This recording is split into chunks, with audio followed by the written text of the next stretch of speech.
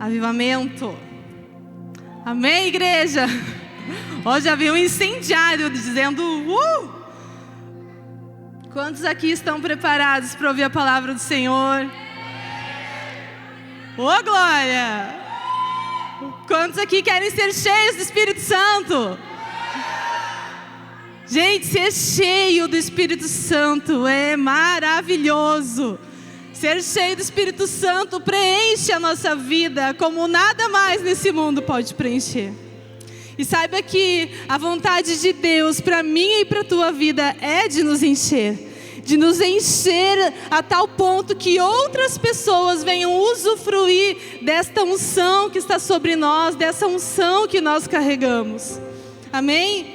Em João capítulo 4 e capítulo 7, Jesus disse que se nós provássemos da água, e a água aqui é o Espírito Santo de Deus que Ele tem para nos dar, nós não só saciaremos a nossa sede, mas do nosso interior nascerá uma fonte que vai jorrar sobre outras pessoas.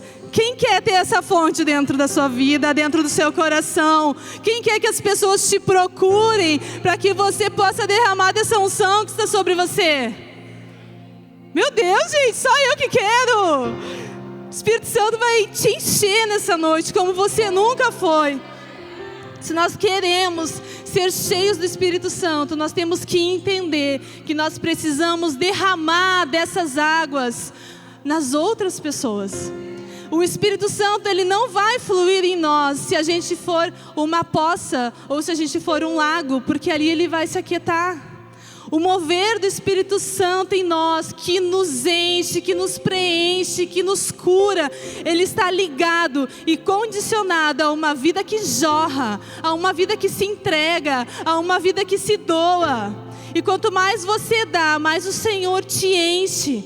Quanto mais você coloca para fora, mais o Espírito Santo gera dentro de você. Amém? É importante que você não seja uma represa, que você não se feche em si mesmo. Você precisa ser uma fonte a jorrar sobre outras pessoas. Todo cristão, veja bem, todo cristão que quer ser usado por Deus, ele precisa jorrar dessas águas. E todo cristão precisa ser usado por Deus para saciar outras vidas. Eu quero que você abra sua Bíblia no livro de Atos dos Apóstolos, capítulo 3.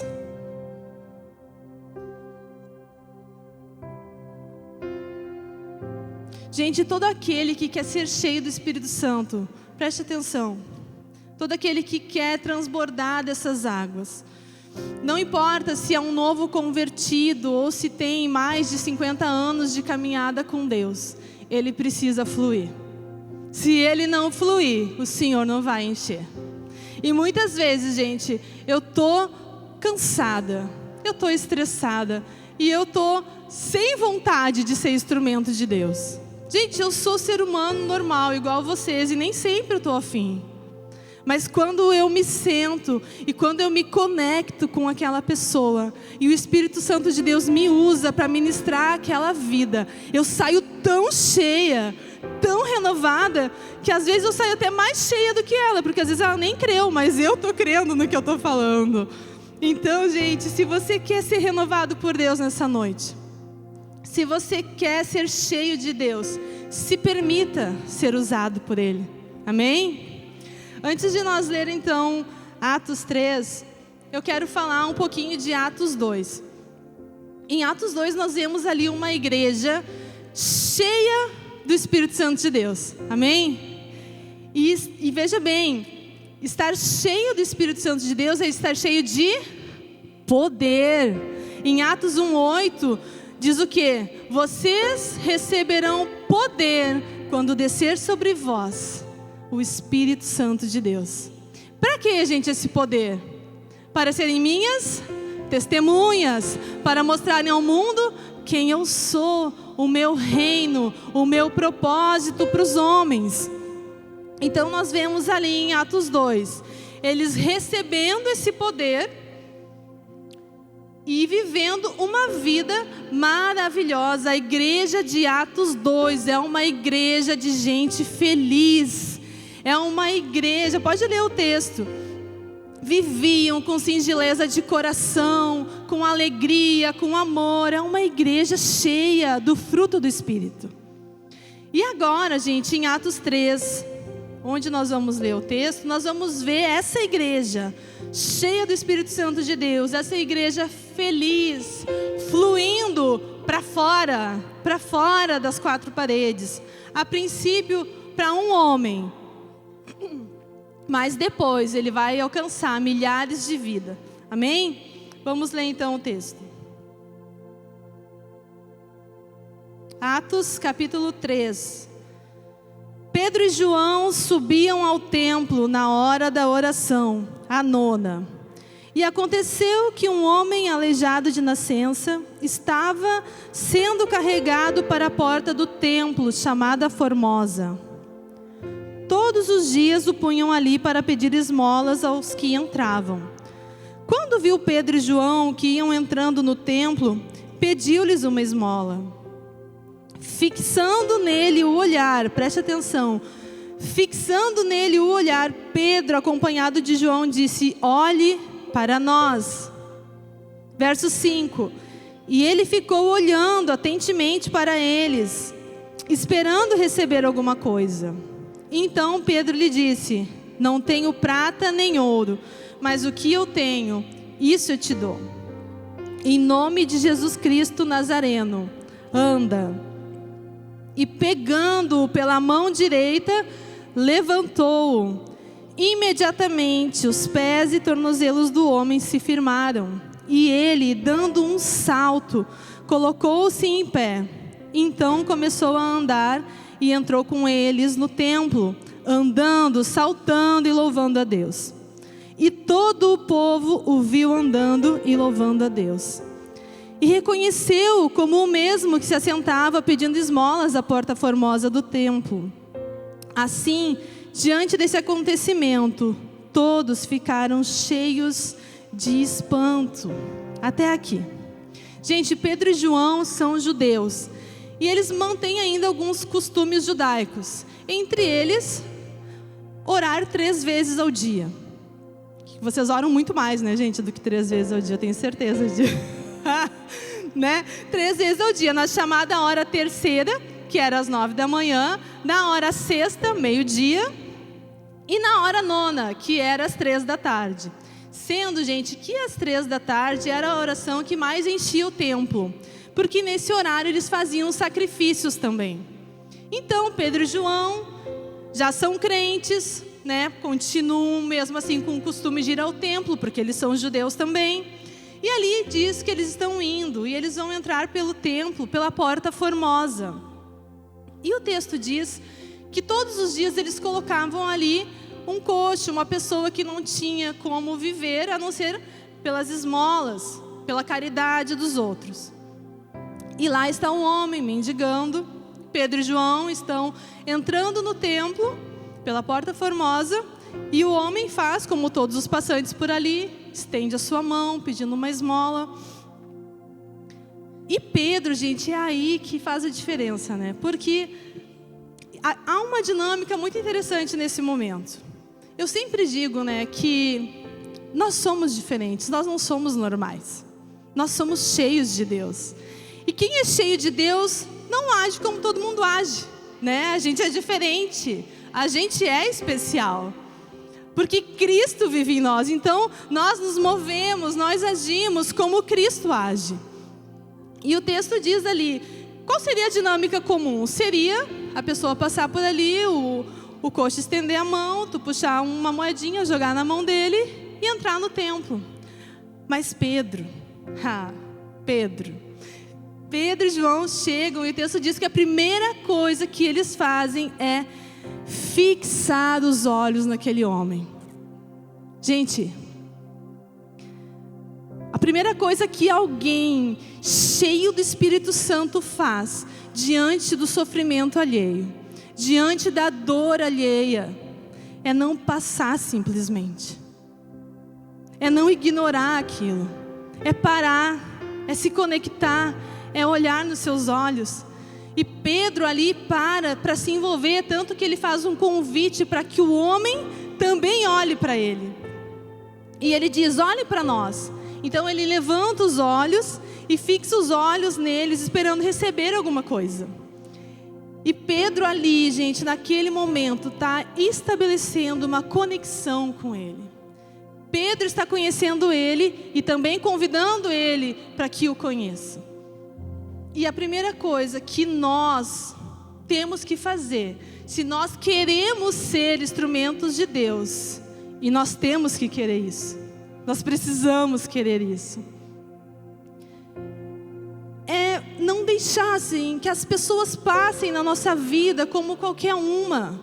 As pessoas não podem ser apenas mais uma que passa na nossa vida. A gente não pode ser descomprometido de coração. A gente não pode simplesmente virar as costas para as pessoas que passam pela nossa vida. Alguém cheio do Espírito Santo, alguém que quer ser instrumento de Deus, precisa se envolver, precisa olhar nos seus olhos. Gente, toda a transformação começa com uma conexão profunda. E nesse sentido, se nós quiséssemos, a gente poderia passar rapidamente e dar uma esmola para 10 pessoas. Mas agora você parar e você se conectar é com uma somente. É você dar uma atenção. Então muitas vezes você precisa parar de querer ajudar todo mundo de uma forma descomprometida, sem conexão, e focar em poucos, mas com que você possa realmente se comprometer e ajudar, e discipular, e cuidar, e amar. Porque uma ajuda assim, sem comprometimento, não vale nada. Não vai dar um resultado na vida da pessoa. Amém? Gente, hoje em dia é muito difícil a gente parar e prestar atenção nas pessoas. O que dirá prestar atenção para quem sofre? O que dirá se conectar com quem está sofrendo? Porque se conectar com quem sofre é sentir o sofrimento dele na sua vida. Gente, se conectar com quem sofre é sofrer junto, é ter a angústia dele no seu coração. Você sabe o que significa a palavra misericórdia? Misericórdia significa você pegar a miséria do outro e colocar na sua córdia, no seu coração. E isso é incômodo. Não é agradável, mas se você quer ser cheio do Espírito Santo, você precisa se conectar com o miserável. Você precisa pegar a miséria alheia e colocar no seu coração. Então, gente, aqui, Pedro estabelece primeiramente uma conexão com o homem. E agora o homem está olhando para ele com uma expectativa. Tipo, nossa, todo mundo passa por aqui, nem olha para mim, nem fala comigo. Esse cara pede para eu olhar para ele? E o texto diz que a expectativa dele talvez era até receber um dinheiro mais graúdo, uma esmola maior. Mas Pedro já começa frustrando o cara, né? Já diz assim, ó, eu não tenho prata nem ouro. Ah, imagina o cara ali esperando receber uma oferta. Mas eu tenho algo e eu vou lhe dar. Gente, deixa eu falar uma coisa para vocês. Talvez você até não goste do que eu vou falar, mas eu vou falar. Deixa eu ver, eu vou já me dar uma olhada. Nós não temos, gente, que atender expectativas de ninguém. Nós não precisamos e nós não estamos aqui para atender as expectativas das pessoas. Nós precisamos atender as necessidades dela. Gente, as expectativas das pessoas são 1000 e muitas vezes é totalmente abaixo do que aquilo que Deus tem para ela. Porque a nossa mente é limitada e muitas vezes a visão da pessoa ainda não foi mudada, ela não consegue enxergar a vida ainda com a ótica de Cristo. Então as pessoas vão chegar em nós com uma expectativa, muitas vezes, que não é aquilo que Deus tem para ela. E gente, muitas pessoas chegaram em mim e saíram frustradas. Não é à toa que tem muitas pessoas que não gostam de mim. Mas, gente, o evangelho, ele não é negociável. Eu não vou atender o que você quer, eu não vou dizer o que você quer ouvir. A sua expectativa tem que ser o que Deus tem para você, não o que você quer ouvir. Gente, o nosso Senhor, Ele não é um Senhor que atende expectativas, Ele atende a necessidade. O Evangelho, Ele busca suprir de fato o que o homem necessita. No livro de Efésios 3:20 diz assim, que o nosso Deus, Ele é poderoso para fazer infinitamente mais do que aquilo que nós pedimos ou pensamos. Esse é o nosso Deus. Então, gente, é muito importante, é assim que nós devemos nos mover. E muitas vezes, isso vai gerar frustração nas pessoas. E faz parte, a vida é assim. Muitas vezes as pessoas me procuram e saem frustradas, porque elas vêm me pedindo uma coisa e eu ofereço outra. Porque, de acordo com aquilo que eu entendo ser de fato o que ela necessita. Gente, eu já atendi milhões de situações, mas assim, tem casos assim de casais que a esposa vem para mim e fala assim, olha, eu trouxe meu marido, pega ele, fala, arrebenta com ele, porque ele precisa, e eu amei, tá, vamos conversar. E daí quando a gente senta e vai conversar com o casal, e a gente escuta o marido, a gente vê que quem tem que ser arrebentada é ela, não é ele. Daí você imagina a cara dela quando, né? Então, gente, não adianta, a necessidade das pessoas é sobre isso. Elas vão vir com uma expectativa sempre. Você vai entregar o quê? O que Deus tem para ela. Essa é a nossa missão. Amém, gente? Então, gente, o Evangelho é para a gente perceber pela ótica de Cristo, não o que a pessoa quer ou o que a pessoa espera, mas o que ela precisa, o que ela necessita. Pedro diz assim, eu não tenho prata nem ouro, mas o que eu tenho, eu vou te dar. E é importante a gente salientar aqui que Pedro e João, eles não tinham dinheiro naquele momento. Porque a Bíblia diz lá no final de Atos 2 e 4, que os apóstolos, entre eles Pedro e João, eles gerenciavam muito dinheiro. Várias pessoas vendiam suas propriedades, seus bens e colocavam o dinheiro nas mãos dos apóstolos. Então, se eles quisessem dar uma esmola para o coxo, eles teriam dinheiro. Mas não, gente, Pedro e João diz assim, eu não tenho, nesse momento, eu não vou arrumar, e nem se eu tivesse eu ia te dar. Sabe por quê? Porque não é de dinheiro que você precisa. Eu quero levantar você para uma vida. Eu quero levantar você para uma nova vida. E é sobre isso, a expectativa do coxo qual era? Dinheiro. Mas Deus tinha algo muito maior para ele. E Pedro foi o instrumento na vida dele. Amém? Então, gente, entenda isso profundamente. Líder, pastor, igreja que vive para atender a necessidade das pessoas, nivela o seu ministério por baixo. Cria crentes mimados, crentes dengosos, crentes imaturos, que na primeira tempestade que vier, caiu. Mas agora, líder, pastor, igreja que atende a necessidade, levanta pessoas, restaura pessoas, pelo poder e pela unção do Espírito de Deus. Amém, gente?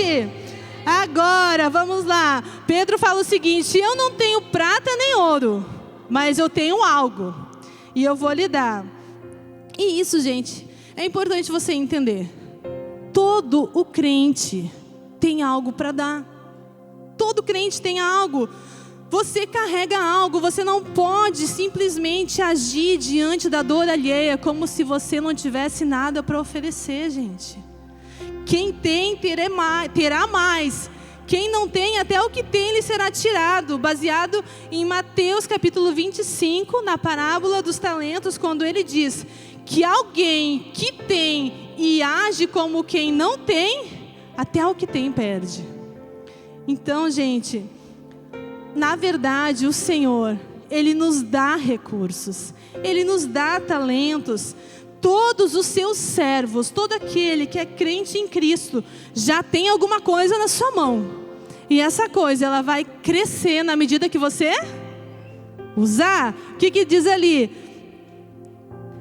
Que quem usou o que tinha, o Senhor deu mais. Mas aquele que não usou, enterrou, é muito pouco, o Senhor o quê? Tirou. Então, você carrega algo. Todos nós carregamos algo. Em 1 Pedro, capítulo 4, 10, diz: cada um aqui, cada crente, administre com fidelidade para os outros o dom de Deus como recebeu, como gerentes, como mordomos, administradores das muitas formas da graça de Deus. Então você carrega algo.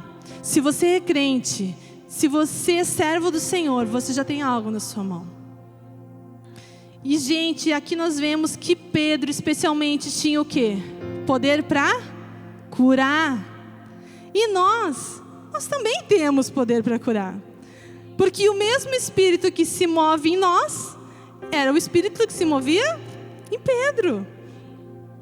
Então, gente, esse mesmo Espírito continua curando, continua restaurando, continua se movendo no meio da igreja. E nós temos aqui muitos testemunhos de curas, de milagres, de libertação no nosso meio, para a glória do Senhor. É porque o Espírito Santo de Deus está aqui, está em você, Ele se move em nós, amém? Mas ainda que você, pela sua fé, mais ou menos, não consiga ajudar alguém, não tenha fé suficiente para levantar um enfermo, mesmo assim, você pode fazer algo por ele. Existe algo que você pode acrescentar na vida dele. Nem que seja para você ser uma ponte para ele até alguém que pode curá-lo. Nem que seja para você ser uma ponte para ele até alguém que pode acolhê-lo e discipliná-lo. Amém? Então lembre-se que aqui, gente, esse mendigo, ele não representa somente as pessoas em condição social precária. Ele representa também as pessoas que estão caídas pela depressão, pelo pecado, amarradas no pecado, destruídas de diversas formas, longe de ter uma vida abençoada em Deus. Gente, o auge da vida em Jerusalém era entrar no templo. O auge era entrar no templo, não tinha programação melhor do que entrar no templo. E aquele homem não podia entrar. Ele não podia ter uma vida social normal, porque ele estava limitado. E tem muitas coisas que limitam o homem. E nós, eu e você, somos chamados por Deus para levantar essas pessoas, para que elas possam entrar numa vida normal, numa vida digna com o Senhor. Então, gente, nós todos temos alguma coisa. Você já entendeu isso, que você carrega algo. Amém? Tem um texto de Paulo que eu acho muito lindo, muito poético, e ele descreve exatamente isso, que está lá em 2 Coríntios, se você quiser abrir 2 Coríntios, capítulo 6, verso 10.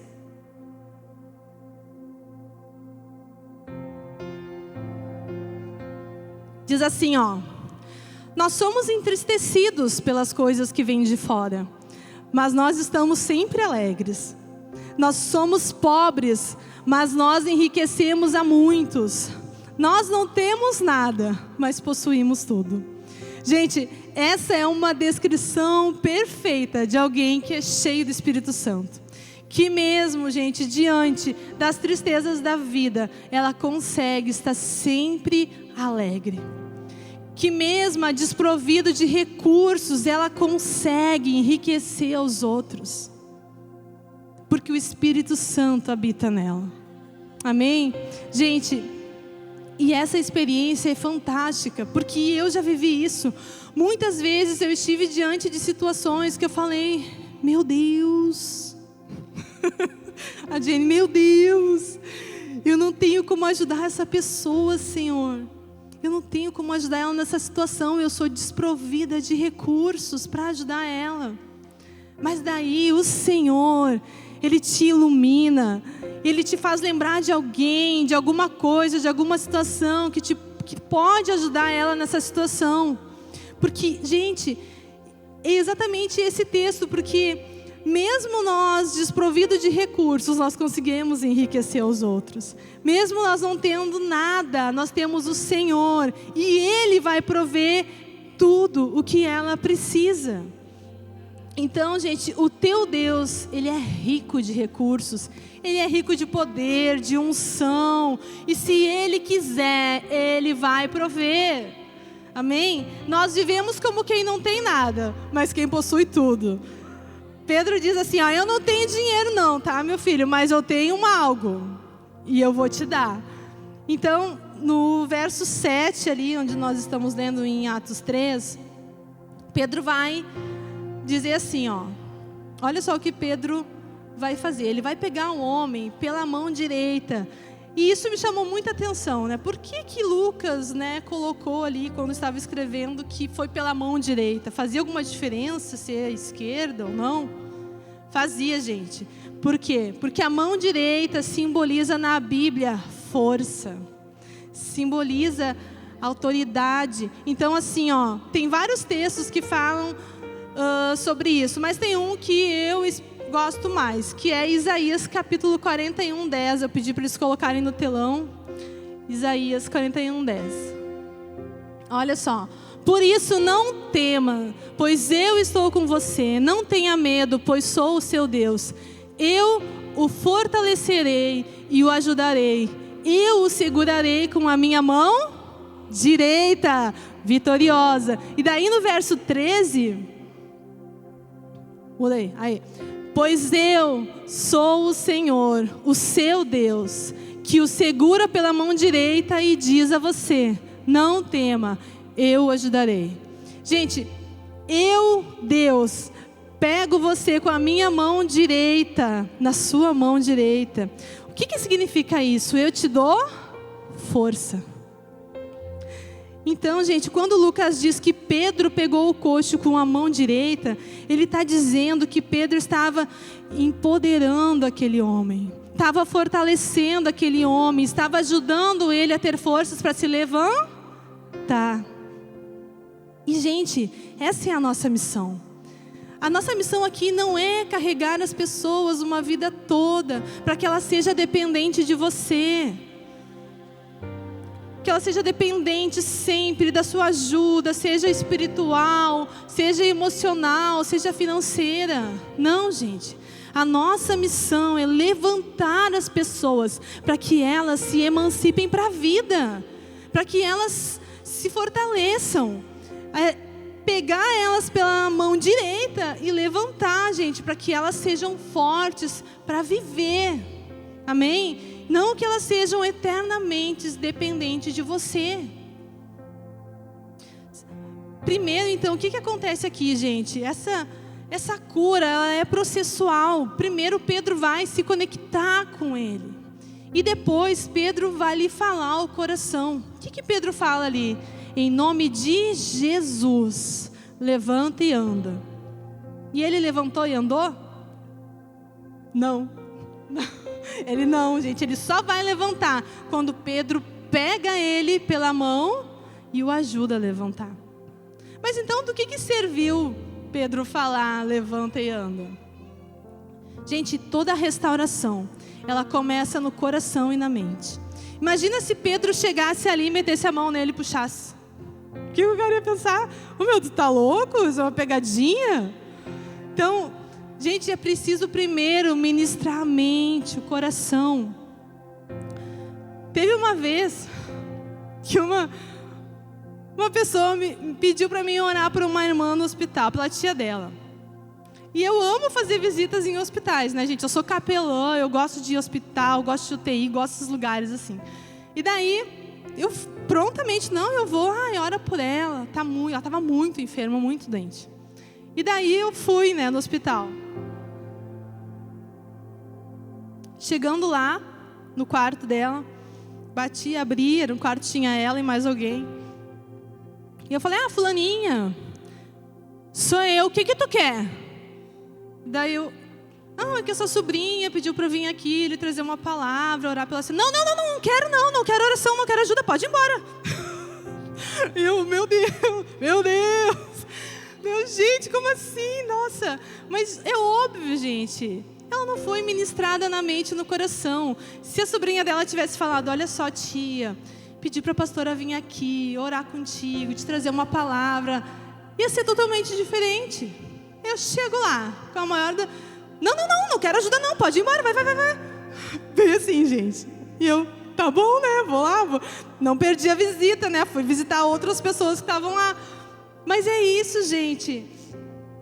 É por isso que o Evangelho, ele é o poder de Deus, porque ele transforma o homem de dentro para fora. É de dentro para fora. Então, é preciso primeiramente abrir a mente dele, para que ela venha a ser esclarecida e ela queira mudar. Senão, gente, não vai dar certo. Imagina ali o homem pedindo dinheiro, daqui a pouco o cara manda ele me levantar. Como assim eu me levantar?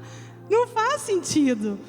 Então, Pedro fala no nome de Jesus. Certamente aquele coxo já tinha ouvido falar de Jesus, o Nazareno, que foi crucificado. No nome dele, eu estou aqui. Tá entendendo, gente, que você precisa trabalhar na mente, no coração das pessoas. Não tente ajudar ninguém sem antes trabalhar a mente. Não dá certo, gente. É canseira. Eu já tentei e me frustrei, porque daí você vai lá, indica para um emprego, paga uma conta, ajuda no aluguel, e daí no outro mês a pessoa está de novo pedindo tua ajuda. Por quê, gente? Porque a cabeça dela não mudou. Porque a cabeça dela ainda não mudou. Então o Evangelho, ele tem que mudar primeiramente.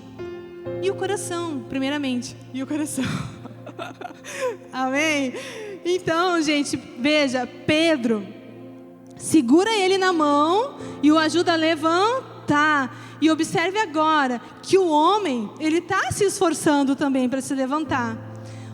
E o homem está se esforçando e Pedro está ajudando ele a se levantar. E o texto fala então que se firmaram os pés e os tornozelos, e ele foi se fortalecendo. Esse é o objetivo do Evangelho. É que através da ministração da palavra, através da nossa ajuda, do nosso auxílio, do nosso discipulado, as pessoas progressivamente venham se fortalecer e se levantar. Amém? Até chegar no verso 8, onde ele está tão forte que ele dá um pulo, dá um salto. Aleluia! E que nós, gente, sejamos instrumentos de Deus para pessoas que vão saltar na vida. Amém? Levanta sua mão direita, vou profetizar sobre você nessa noite. Mão direita.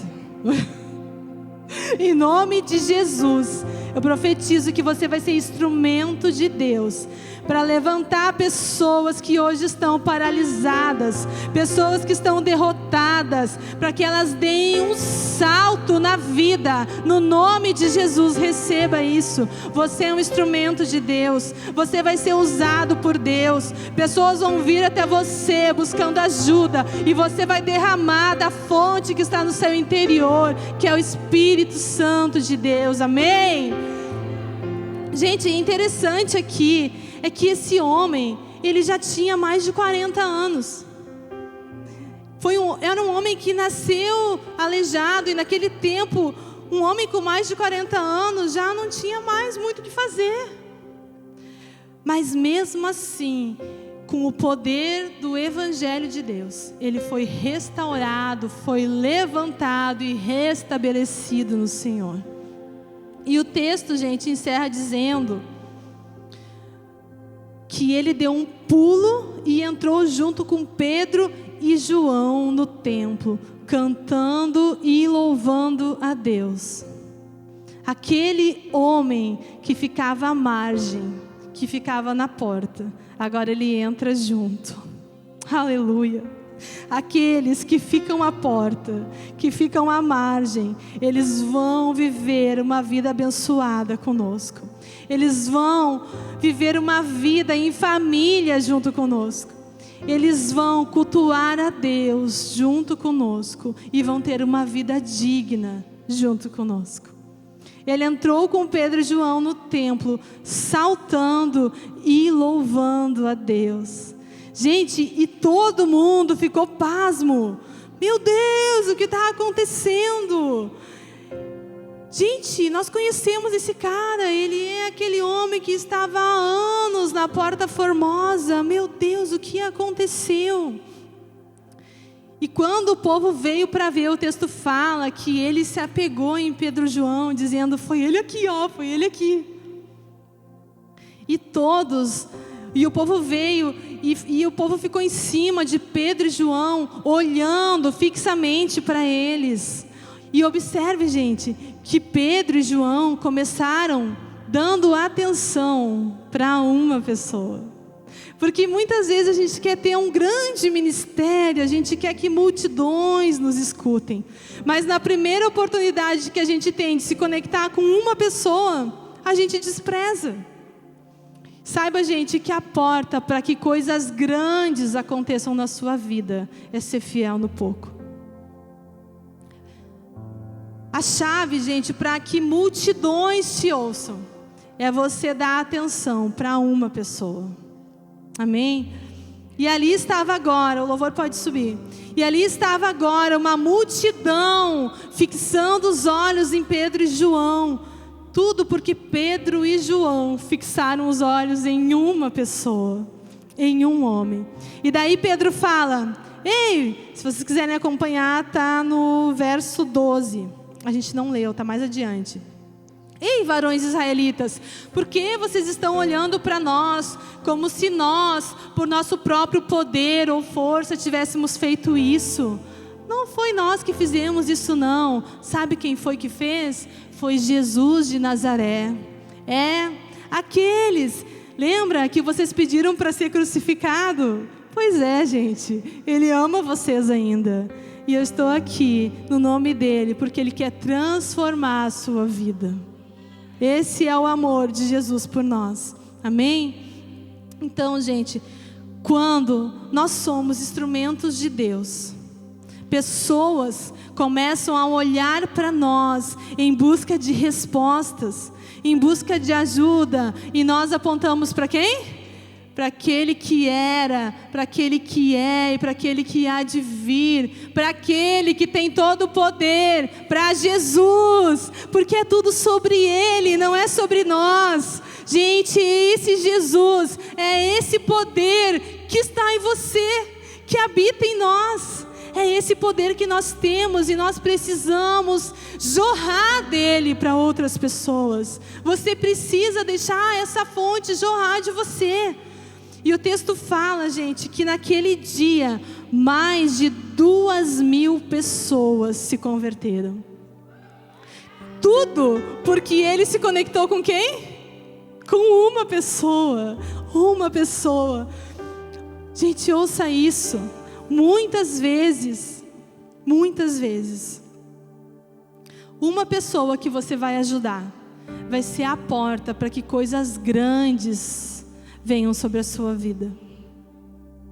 Muitas vezes, gente, uma pessoa vai ser essa porta, vai ser essa chave que vai destravar coisas grandes sobre você. Nunca despreze o pouco, nunca despreze aquela oportunidadezinha, sabe? Porque muitas vezes Deus está te testando, e se você for aprovado, coisas grandes vão ser derramadas sobre a sua vida. Você precisa entender que Deus trabalha dessa forma, porque Ele conhece o nosso coração. Sabe aquelas intenções mais profundas que ninguém sabe? Jesus sabe. Ele conhece as intenções do seu coração. Amém, meu irmão? E o nome do Senhor, Ele é glorificado e exaltado através da minha e da tua vida. Se coloque de pé nessa noite. Oh, Espírito Santo de Deus, eu sei que Tu estás aqui, que Tu estás derramando desse rio.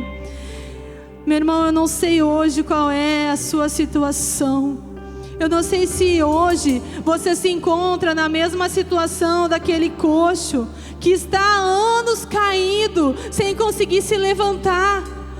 Ou talvez você é aquela pessoa que não se sente mais um instrumento de Deus, que não consegue mais se sentir usado por Ele. Saiba que o Espírito Santo de Deus, Ele está neste lugar, e Ele quer te levantar, e Ele quer te encher, até que você venha transbordar deste rio para outras pessoas. Oh, Espírito Santo de Deus, vem sobre nós, vem sobre nós. Nós Te adoramos, nós rendemos a Ti, Senhor, a nossa adoração.